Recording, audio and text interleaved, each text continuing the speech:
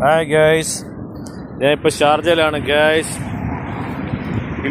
പിന്നെ ഒരു കാര്യം പറയാനുള്ളത് എന്താണെന്ന് വെച്ച് കഴിഞ്ഞാൽ, നാട്ടിൽ ചൂട് കൂടുകയാണ്.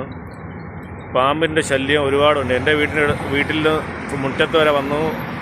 അമ്മ കണ്ടത് ആരെ വിളിച്ച് അങ്ങനെ അതിനെ ഇതാക്കി അതിൻ്റെ കാര്യം റെഡിയാക്കി തല്ലിക്കൊന്നും തോന്നുന്നു. അപ്പോൾ എന്താണെന്ന് വെച്ചാൽ അറിയാമല്ലോ, പൂച്ച വളർത്തിയ പാമ്പിനെ സേഫാക്കും അറിയാമല്ലോ. പാമ്പ് വരാതെ സേഫ് ആയിട്ട് പൂച്ച സംരക്ഷിക്കും. അതിനുള്ളൊരു കഴിവ് പൂച്ചയ്ക്കുണ്ട്. അപ്പോൾ അതുകൊണ്ട് ഇത് എല്ലാവർക്കും അറിയാവുന്ന കാര്യമാണ്, അത് ഞാൻ പറയുന്നില്ല. പിന്നെ മെയിനായിട്ട് എനിക്ക് തോന്നിയൊരു കാര്യം പറയാം, അതിനാണ് വീഡിയോ ചെയ്യുന്നത്. വീടിൻ്റെ ഒരു സ്ഥലത്ത് മാത്രം ചോറിട്ട് കൊടുക്കാതെ നമ്മൾ ഏതൊക്കെ സ്ഥലത്താണോ പാമ്പ് വരാൻ സാധ്യതയുള്ള ആ ഭാഗങ്ങൾ അവിടെ എല്ലാം പൂച്ചയ്ക്ക് വേണ്ടി ചോറ് കൊടുക്കുക. മനസ്സിലായോ? നമ്മളെ വീട്ടിൽ സ്ഥിരമായിട്ട് എല്ലാ പൂച്ചയ്ക്കും ഏത് പൂച്ച വന്നാലും വന്ന് കഴിച്ചോട്ടെ എന്ന് വിചാരിക്കണം. ഓരോ സ്ഥലത്തും എന്ന് വെച്ചാൽ ഉള്ള പൈസയ്ക്ക് മുഴുവൻ അരി മേടിച്ച് ചോറ് വെച്ച് കൊടുക്കണം എന്നല്ല ഉദ്ദേശിച്ചത്.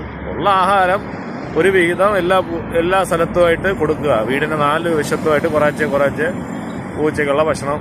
ഇപ്പം നമ്മൾ സേഫ്റ്റി അല്ലേ പ്രധാനം.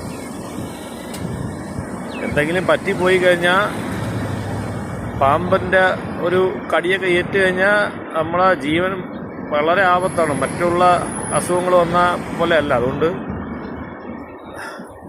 കുറച്ച് ആഹാരമല്ലേ, ഇത്തിരി അരി എന്തായാലും വീട്ടിൽ ചോറ് വയ്ക്കുമ്പോൾ ഇത്തിരി അരി കൂടെ കൂടുതൽ ഇട്ടരുക. ഇത്തിരി ചോറ്, ഇത്തിരി മീനോ കൂട്ടി, എന്തെങ്കിലും ഉണക്കമീനോ എല്ലാം കൂട്ടി ഈ പൂച്ചയ്ക്ക് കൊടുക്കുക.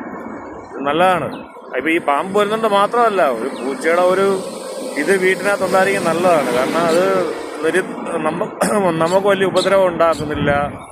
നമുക്കൊരു സേഫ്റ്റി ആയിട്ട് ഇപ്പം ഈ ചൂട് സമയമല്ല, അല്ലാത്ത സമയമാണെങ്കിലും പൂച്ച ഉള്ളത് നല്ലതാണ്. അതൊരു സേഫ്റ്റിക്ക് എപ്പോഴും നല്ലതാണ്. ഇഴജന്തുക്കളെ ശല്യമൊന്നും ഇല്ലാതെ അത് നോക്കിക്കോളും. പൂച്ചയ്ക്ക് അതിനുള്ളൊരു പവർ ദൈവമായിട്ട് കൊടുത്തിട്ടുണ്ട്. അതുകൊണ്ട് നിങ്ങൾ പൂച്ചയ്ക്കും കൂടെ ആഹാരം വീടിൻ്റെ എല്ലാ ഭാഗത്തും എന്ന് വെച്ചാൽ പുറത്ത് എല്ലായിടത്തും കൊടുക്കുക.